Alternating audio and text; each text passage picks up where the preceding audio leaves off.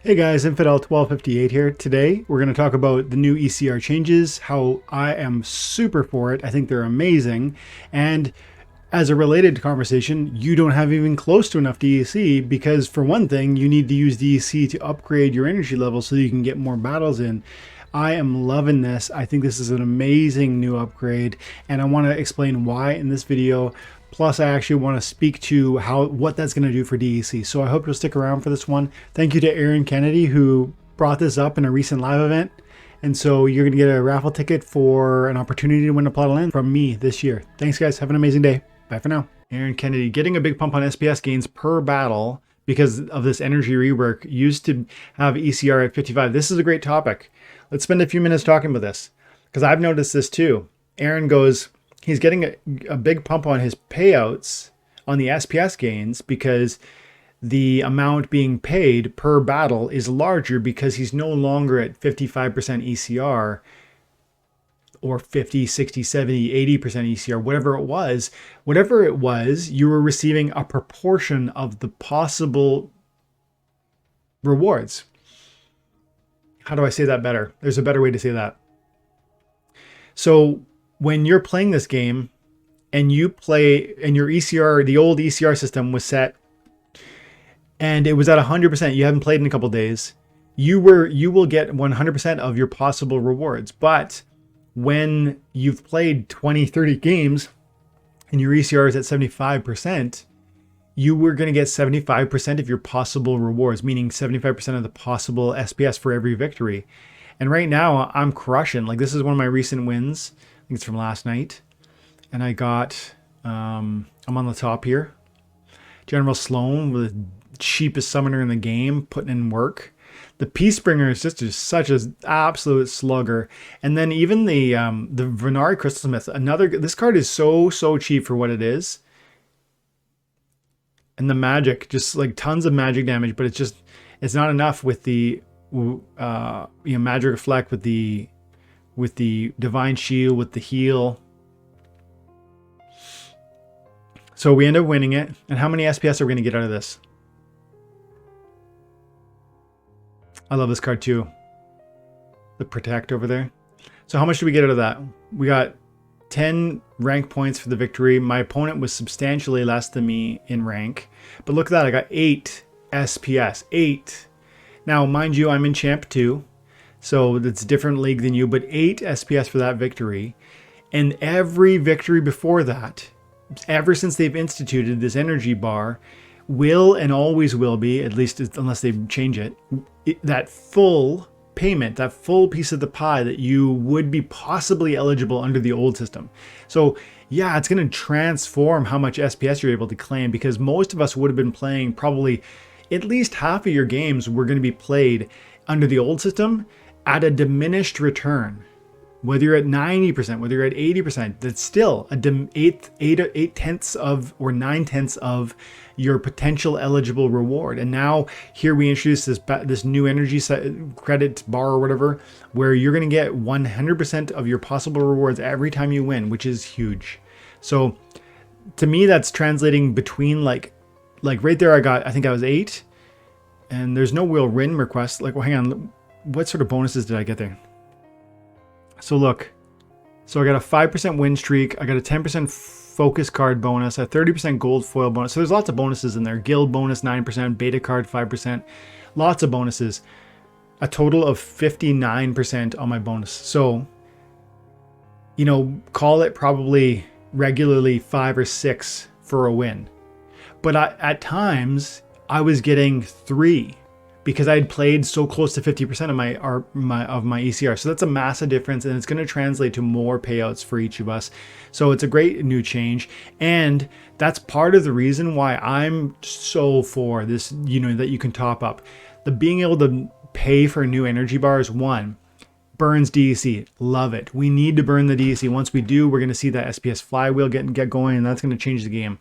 So I love this energy bar because of what I said about how it's going to change how much earnings I'm going to be making, but also because it's going to be, I can update it, I can improve, I can increase it, I can burn DEC, and that's going to be great for the SPS flywheel, because ultimately it's going to move the price of SPS. That we run out of DEC, we will run out of DEC, and this is for Gathering. Gathering told me to do a video.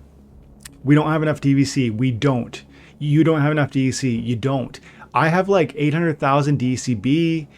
You know, I was talking to Blaze yesterday. He's got 1.5 million DECB.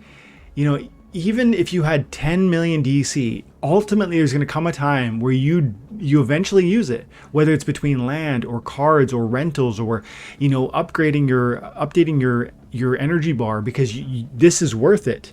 That's what I'm saying. This is worth it, and you're going to want DEC to do that. And right now you're getting DEC 20% free DECB when you trade your DEC in, right? So that's, I mean, it's really interesting, guys, and it's really an opportunity, and you don't have enough, and we're gonna desperately need it. Between this energy bar, that's a huge need now because of all the reasons I just explained around how many more rewards you're getting. But then also land is coming in. You're gonna need between 10 and 30,000 DC per plot to buy those upgrades, because you are going to want those upgrades. I'm personally going to get all 3 for all 15 of my plots. So we're talking 30,000 DC times 15 plots.